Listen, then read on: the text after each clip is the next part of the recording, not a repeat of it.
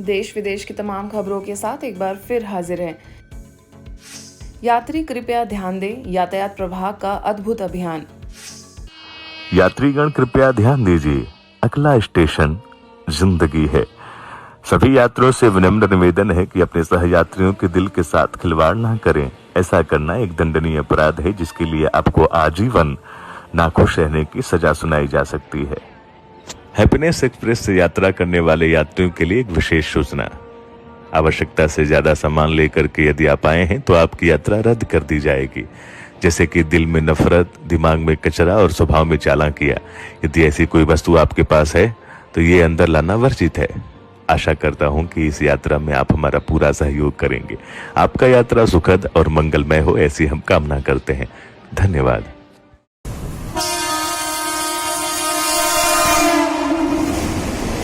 चलती ट्रेन में यह मन को छू लेने वाला अनाउंसमेंट आप सुन रहे थे।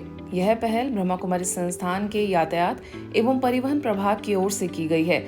इसके तहत यात्री कृपया ध्यान दें विषय के तहत पूरे देश भर में यात्रा करने वाले लोगों तथा वाहन चलाने वाले लोगों को राजयोग की जानकारी दी जाएगी, जिससे यात्रा के दौरान भी व्यक्ति का मन मस्तिष्क शांत और एकाग्र रहे, क्योंकि ज्यादातर दुर्घटना का कारण ओवर स्पीड और मन का असंतुलित होना है। हम यात्रा शुरू करते हैं तो ये ध्यान देना आवश्यक है कि हमारे पास सामान हम कम रखें, उसकी लिमिट है।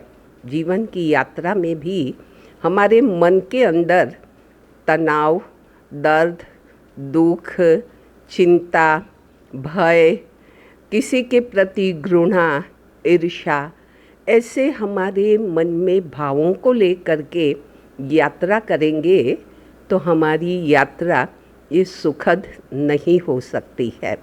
आधिकारिक आंकड़ों के मुताबिक प्रत्येक वर्ष औसतन 1.5 लाख लोगों की जान रोड एक्सीडेंट में होती है। साथ ही हजारों की संख्या में लोग घायल हो जाते हैं।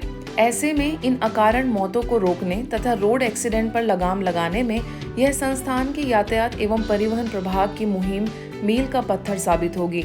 इसी के तहत चालकों, यूनियनों, यात्रा के नियम और कायदों पर विशेष फोकस रहेगा तथा अभियान चलाकर लोगों को जागरूक किया जाएगा। मोबाइल वैन द्वारा लोगों को नशा मुक्त करने का अनोखा प्रयास।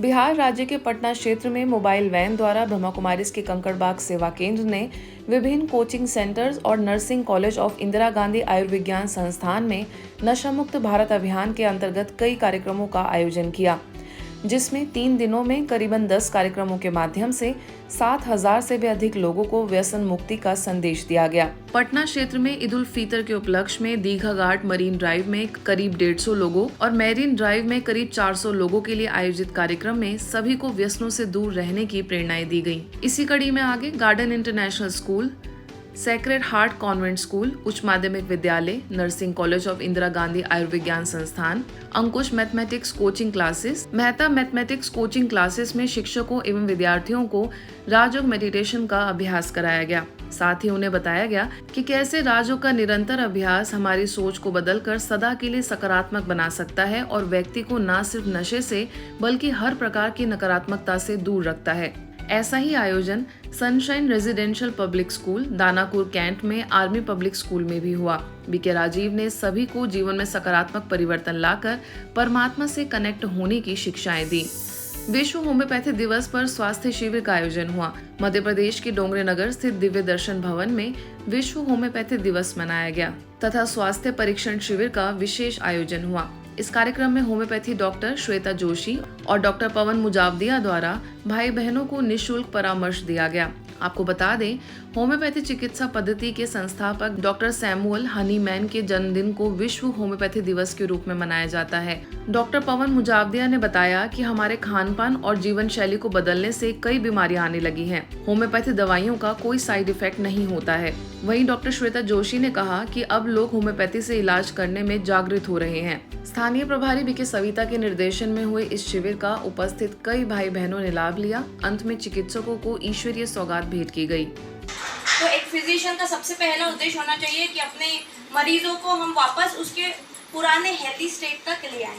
तो उन्होंने अपने जीवन में काफ़ी संघर्ष किया होम्योपैथी के लिए, तब जाके हम यहाँ तक पहुँचे हैं कि आज होम्योपैथी विश्व में दूसरी सबसे बड़ी पैथी है। इसी तरह से पॉजिटिव थॉट्स जो होते हैं, वो पॉजिटिव थॉट्स हमारे अंदर की वेब्स को, जो नेगेटिव वेब्स हैं, उसको समाप्त कर देते हैं और फिर धीरे धीरे हमारे अंदर भी सिंपैथी आता है, हर एक के लिए सिंपैथी करते हैं।